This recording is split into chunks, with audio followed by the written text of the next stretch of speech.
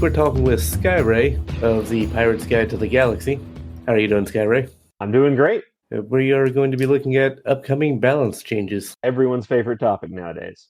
Looks like you've got a pretty impressive write-up here. Yeah.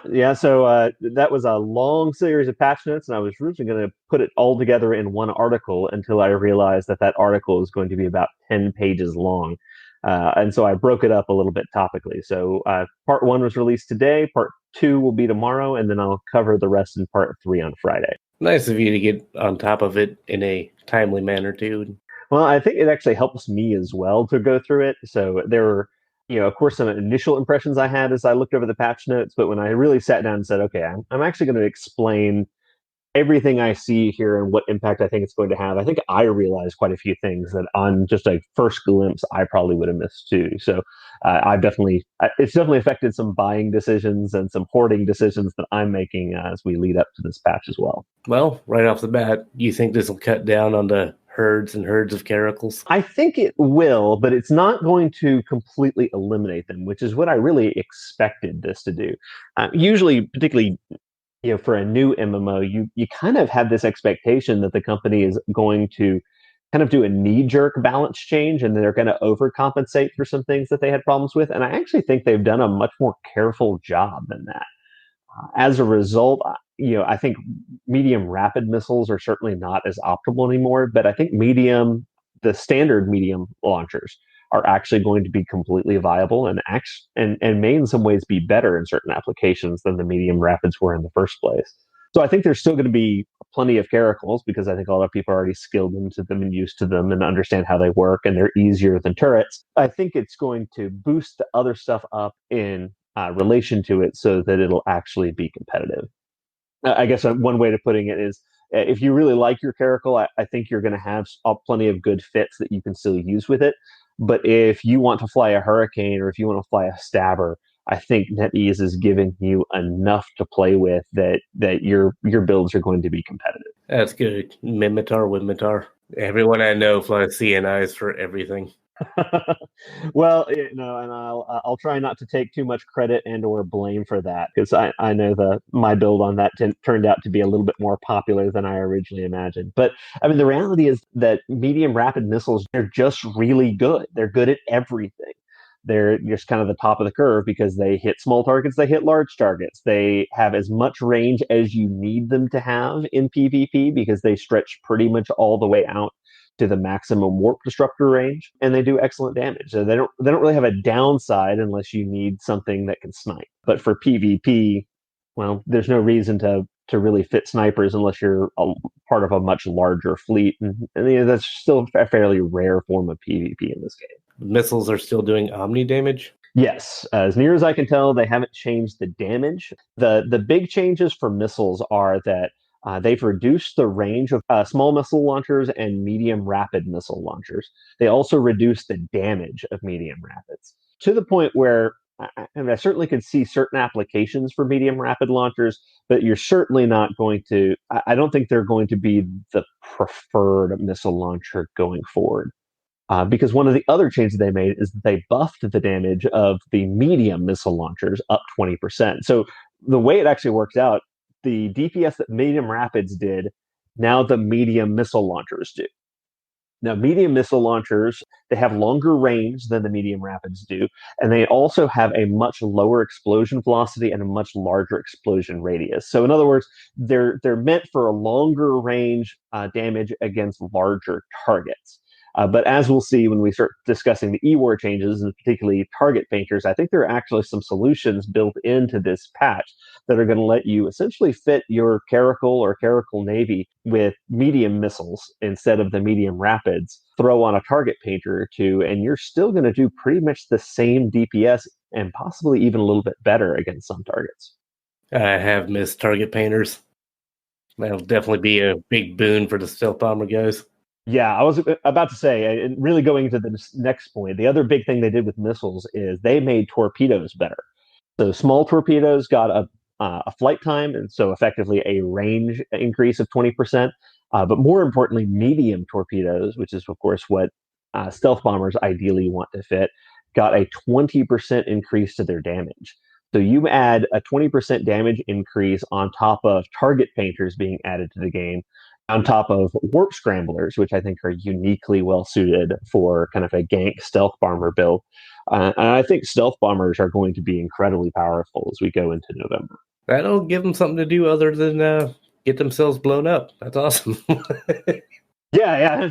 As someone who kind of likes that, I mean, it is the one ship that can just kind of decloak and immediately jump into combat. It'll be nice that they're actually good at things. I suspect, though, that they're going to be so good at things that they're almost certainly going to have to dial something back, because that combination of being able to target paint a frigate to be possibly closer to the size of a cruiser, having those really powerful high damage missiles, and also being able to decloak within warp scrambler range and instantaneously apply, up to 15 points of warp disruption. That's really powerful. Up to 15. Yes. So we'll talk about that. So, well, look, we can just talk about it now. So warp scramblers are getting added to the game, as you might know. And so warp scramblers are similar to warp disruptors, with a couple of exceptions. One, they're shorter range. So the highest meta version of a warp scrambler has a 15-kilometer range. Higher than I was expecting it to be. Yeah, notably that's the Predator, and if it's anything like the warp disruptor version, I mean, those sell for 50 million a pop or something like that. So most people are going to be flying less than that, but they're between 10 and 15. They shut off micro warp drives in addition to warp, and they're about twice as powerful. So they range from the Mark III lowest meta versions having a strength of 2 all the way to the Predator versions have a strength of 5. So you have, I guess actually a stealth bomber only has 2 mid slots now that I think about it. I should look back at my own build. So they're only going to have a warp disruption potential of 10. A stealth bomber who can instantaneously apply 10 warp disruption, shut off the micro warp drive of whoever they hit.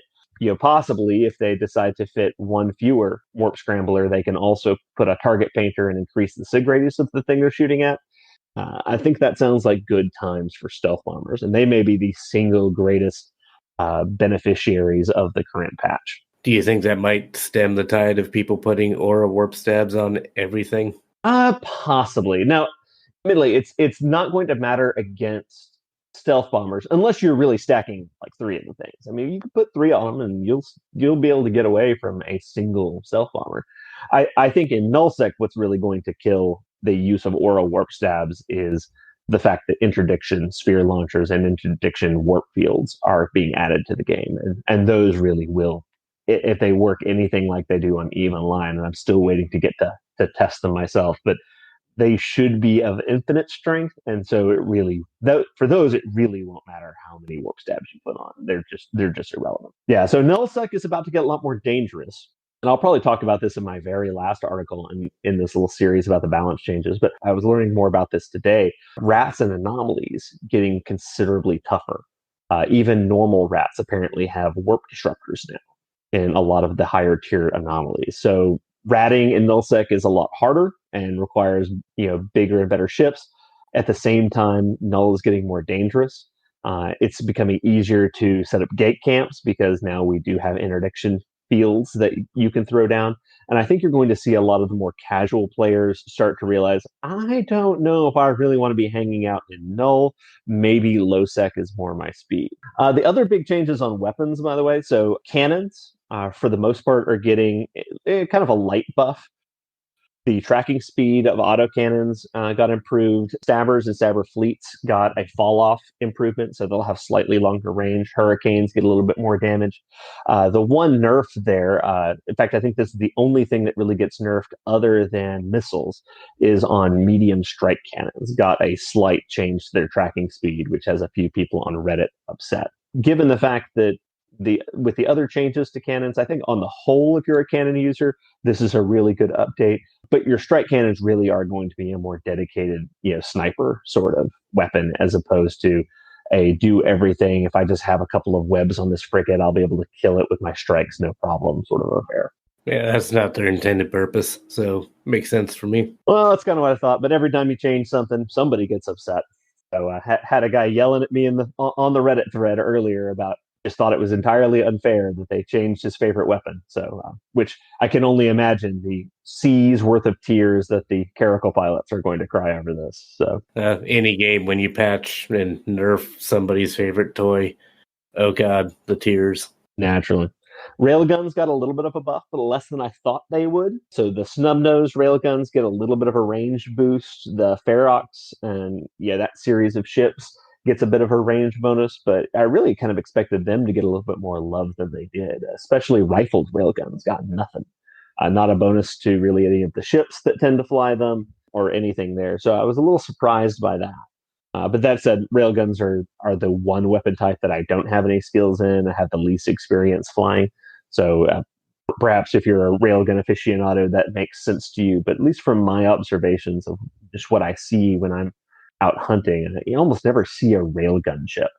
It seems like missiles followed by drones, followed by the other types of turrets, and railguns are kind of relegated to the occasional brawler fit thorax or these sorts of things that you see in PvP. But I'll be curious to see if railguns really hold up in this new meta. I think that they may still be kind of a distant last place behind everything. Too low tracking at extreme range, or they're just so close up that just nobody's going to use them, usually my experience.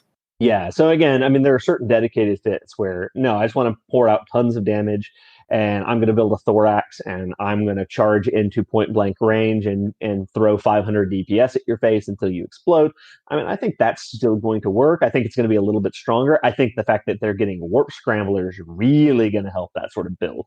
And really anyone who wants to fly a brawler style ship where you're just charging straight into point blank. I think that's going to be a much more viable tactic going into this new meta. But given the changes that I'm seeing, I think we're going to see a lot more autocannon ships doing that sort of maneuver than we're going to see Galente ships, which is a shame because those really are kind of a unique brand of ship, and I really like to see them out in combat. Any big differences for lasers? Lasers didn't get too much. In fact, the laser modules themselves got no love or no changes whatsoever. The only laser changes were a slight increase to the damage bonuses that you got on the Omen Navy, and the Harbinger. So all of those got just slightly better ship bonuses. I mean slightly as in the Omen has an activation bonus of -3 in the current version, and it goes to a -4 per level. Omen Navy goes from -2 to -3. The Harbinger prototype goes from +8 to +9 damage bonus. I mean, these are real slight. They're a little bit of a boost, but I think they probably took a look at lasers and just said, I think these are good as is. We see a lot of people flying them.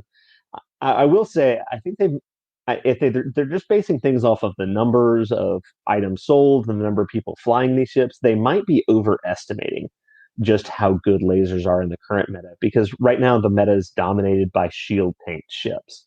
I think if you start to see a meta that shifts more toward armor tank, and I think we really could with the missile and cannon changes, it's possible that lasers start to become less relevant because they are just dramatically worse when they're pitted against an armor tank ship. But we'll just kind of have to see how that shapes out. That's whether or not they've made the right choice on lasers might take more than a month or two after the patch releases to really resolve, as people start building ships differently and fitting into new things.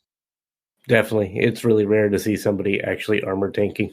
Yeah. I think that's a shame because I think it really does add kind of an interesting change to the game, because there are certain things that armor tank are just better at. And for instance, the big one is that for armor tanking, having a repper is actually a lot more viable than having a shield booster because it's just more cap efficient.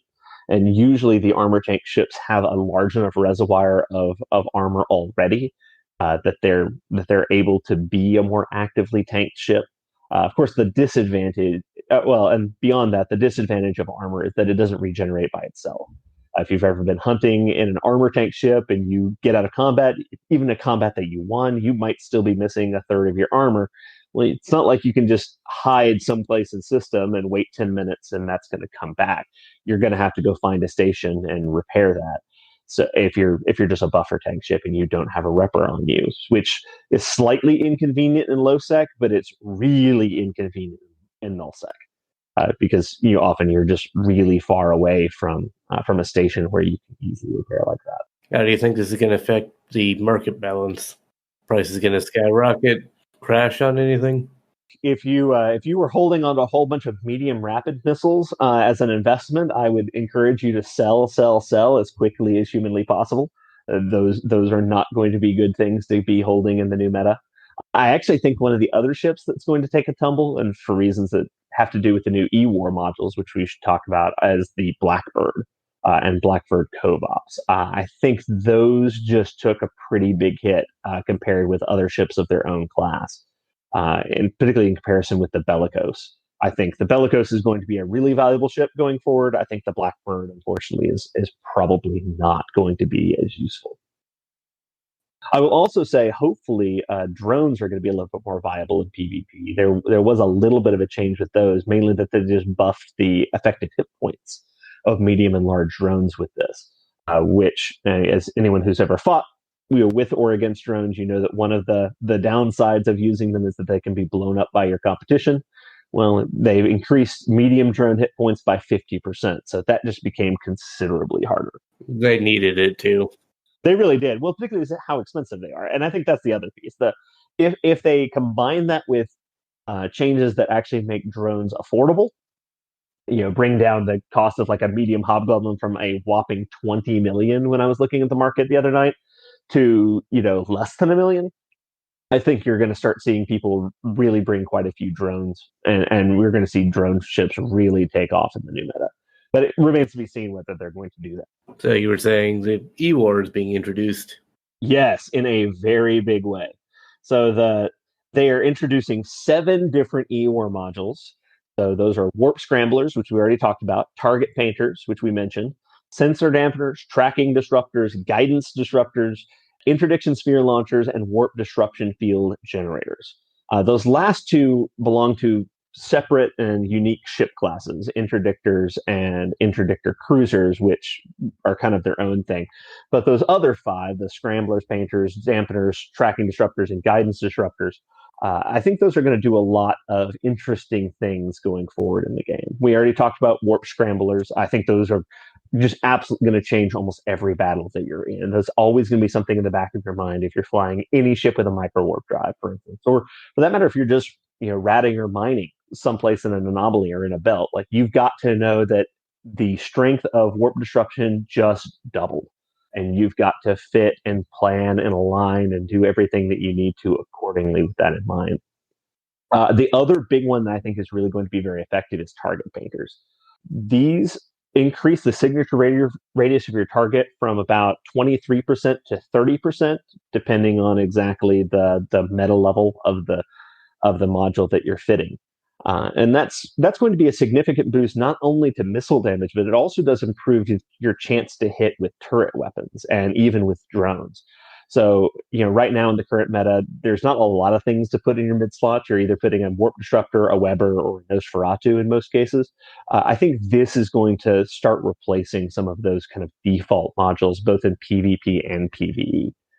So just doing some testing today, it looked like even a low level, Mark III target painter with a missile ship could improve DPS by about 12% against destroyer and frigate size targets. If you start stacking, multiple of those, you start making your medium missiles really effective against frigates. You start making medium torps really good against destroyer size targets, for instance. And I think these are going to be almost a default module for a lot of ships. So I would snatch these up. I'm sure these are going to be quite valuable as we go forward in the meta. In particular, the Bellicose line of ships in the Minmatar cruiser line. So the Bellicose Covops, and eventually the Bellicose Covops 2, when that finally comes out in Tier 8. They're missile boats that are shield tanked. So, and they're fairly fast. They feel a little bit like flying Caracal Navy, for instance. But in addition to kind of the normal shield and missile combo that you get there, you also get a pretty significant bonus to target painter usage. So I think you're going to see these ships really come into their own in the new meta, probably supplanting things like the Caracal and the Caracal Navy, because they just, frankly, are going to do what the Caracal and Caracal Navy do better. And I think they're also going to be a death nail for anything like the Blackbird, because it also gets kind of an E-War bonus. So as we'll talk about here in a second, the E-War bonus it gets is just to a much less useful module. Yeah, target painters are going to be one of the most common modules in the market once they come out. Good. I'm just happy to see more mid-slot options, get some more varied builds and not all the same stuff. Make people experiment more. No, I think that's always good. Unfortunately, I think the other three types of E-War are going to be a lot more disappointing. Sensor dampeners are probably the worst. If you've played EVE Online, you know that sensor dampeners do one of two things, depending on how you fit them out and what scripts you put in them. They either reduce the targeting range, and that's usually the more useful effect, because if you stack them enough and you have a ship that's designed for them, you can actually make it to where a ship can't target you if you can successfully kite them beyond a certain range. Or you can set them up so that it takes longer for a ship to lock you. The way they've implemented them, at least in the test server right now, they only have that second effect.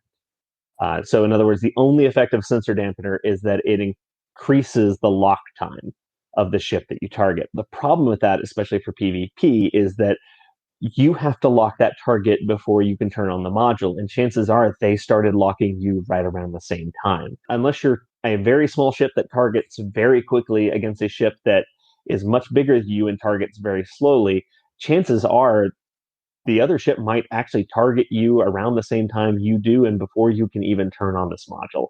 Unless somebody has a particular use case that they can imagine for these, I think these are as close to hot garbage as anything they've introduced with this patch. I honestly can't imagine any use case for them.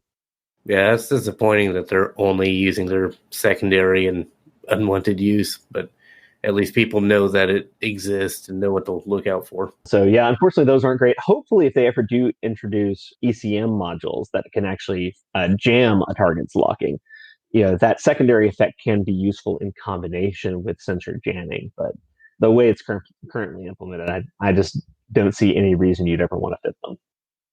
The last two are tracking disruptors and guidance disruptors, and these both are really, really similar. The tracking disruptors mess with ships that have turrets. Specifically, they reduce the fall-off range, the tracking speed, and any range skill bonus of a ship that has turrets. So interestingly, optimal range is not affected, though. So I imagine these are going to affect lasers less than the others. That may also be why lasers got less of a buff, is that they imagine them being affected by these modules less. So obviously, those effects are pretty powerful, on the scale of 18 to 23%, assuming you're in a ship that doesn't have any special bonus to it.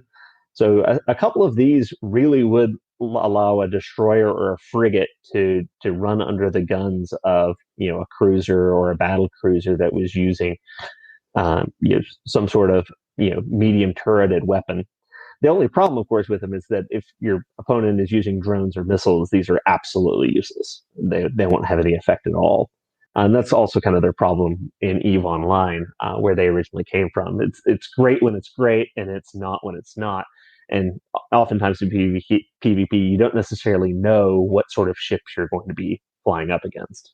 Although in Echoes, chances are, more likely than not, you're going to see missiles, whatever you go up against. Yeah, well, hopefully the new meta will change that, but probably not that much. Which is a good lead into the other one, which are guidance disruptors. These basically are tracking disruptors, but for missiles. So they reduce the missile velocity, so that would effectively nerfs the range of missiles, but also increases their explosion radius and reduces their explosion velocity. So it makes them worse against small ships. Again, it's kind of similar problems. By the way, this is what the Blackbird has instead of target painters. So again, they're kind of almost identical to a Bellicose, but instead of getting the target painter bonuses, you get tracking or guidance disruptor bonuses. So they really mess with other missile ships. So I think tracking disruptors and guidance disruptors become more useful the less balanced the game gets, because if either turrets or missiles really become dominant in the meta, then these are a pretty effective counter. But if all of the weapons are pretty well balanced, and you're just as likely to see lasers versus cannons versus railguns versus missiles, well, these really probably aren't going to be a good bet for you. That's why intel always helps, knowing what you're probably going to be going up against. Yeah, these definitely would be a bounty hunter's favorite. If you know that there's someone roaming around in a particular dastardly build, these would really let you tailor your ship against what they're flying.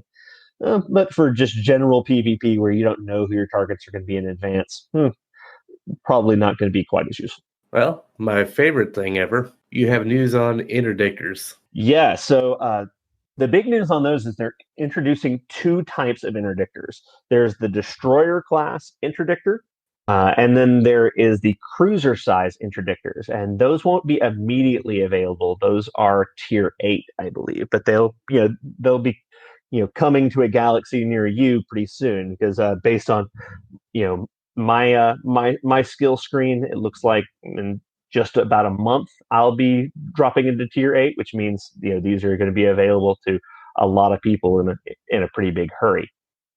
And they're slightly different in how they operate. The destroyers with their interdiction sphere launchers, essentially that's almost like a missile launcher or like a mine layer that drops a generator that creates a sphere in which no one is able to jump to warp. So if you're anywhere in there, it doesn't matter how many stabs you fit. It's an infinite strength warp disruption field. You're just stuck. Those start without any bonuses at a 16-kilometer radius, and they go up depending on the ship and depending on the skills. So, I mean, already you're talking, even without skilling into them at all, you have roughly a 30-kilometer wide sphere in which no one is able to warp.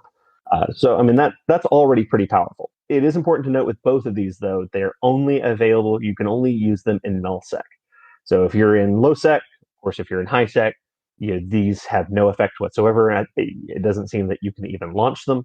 But if you're in nullsec, a destroyer-sized ship can jump into an asteroid belt, drop one of these things down, and bring everybody to a grinding halt until the sphere dissipates. One interesting effect as well is it appears that you can't be cloaked within the effect of the field as well. So there's also kind of an anti-stealth effect of these that might even be useful in a defensive procedure. I can't remember. Was that from EVE Online, or is that new to Echoes?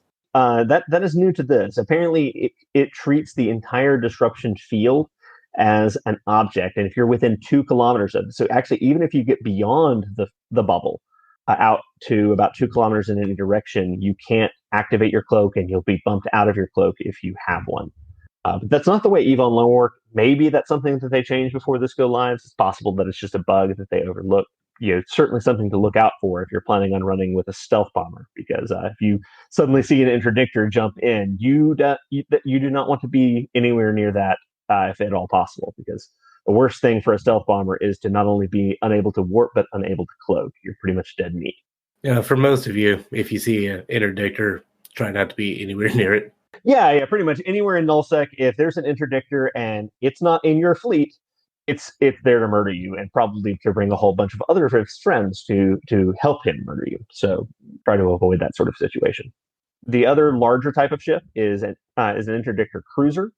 So, and these are an upgrade or based on the E-War cruiser lines. So there'll be a Bellicose, Blackbird. It's going to be that model of ship. But these are somewhat reminiscent to the heavy interdictors that were in EVE Online, but as near as I could tell, they're a lot less tanky. So, for instance, the Onyx, which is the Caldari EVE Online heavy interdictor, was just notoriously a beast and really, really hard to kill. It could survive the doomsday weapon from a Titan. In fact, that's the whole reason you wanted to fly it, because the main purpose of these things was to bring down Titans. These are not nearly as tough, or probably because there are no Titans or other big capital ships like that need to be taken down. So these are slightly tougher versions of existing cruises that we have, but they are able to project a disruption field out from themselves, again, kind of to a similar radius, at least 20 kilometers in every direction. The big difference between them and the destroyers, though, is the destroyers have to launch these things, and they only last for a short time. So you have a window in which everyone is warp disrupted, but eventually it fades and there's a few second delay before you can activate the thing again. In the case of the cruiser size versions of these, you can turn that sucker on and it just stays on as long as you're alive and have the cap to run it. That's a significantly greater danger to your fleet. Several of these changes that we've talked about, I think, are going to have the effect of making nullsec a little bit more dangerous. In addition to what we've already talked about with interdictors, they're also implementing some changes to rats that make the nullsec anomalies considerably more dangerous. Even normal frigates, for instance, non-elite frigates and anomalies, are apparently going to have warp disruptors more often than not. Which is an attempt, one, to increase the number of warp disruptors in the market, but also, of course, makes nullsec ratting a much more hazardous proposition. The way it should be.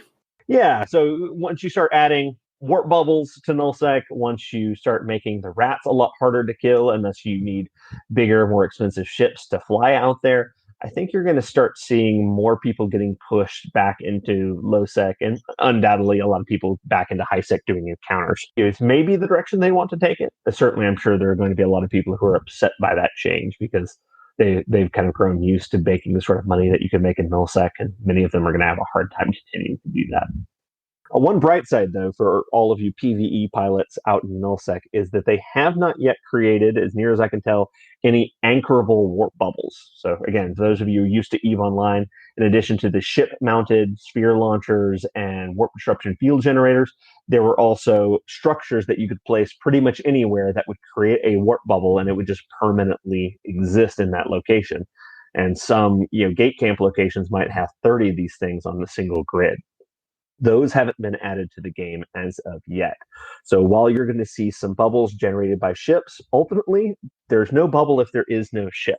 So if you're able to kill the ship or able to outrun the ship, well, their bubble comes with them. So I think nullsec gets a little bit more dangerous. There's certainly some better techniques for keeping your prey from getting away from you.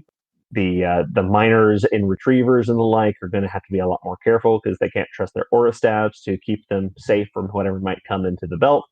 But it's not going to be quite as bad as EVE Online, where every time you cross from that low sec to null sec boundary, you just were praying that you didn't have a gate camp, and frankly, you were pretty much a fool if you didn't bring a scout or two with you to guide you along the way.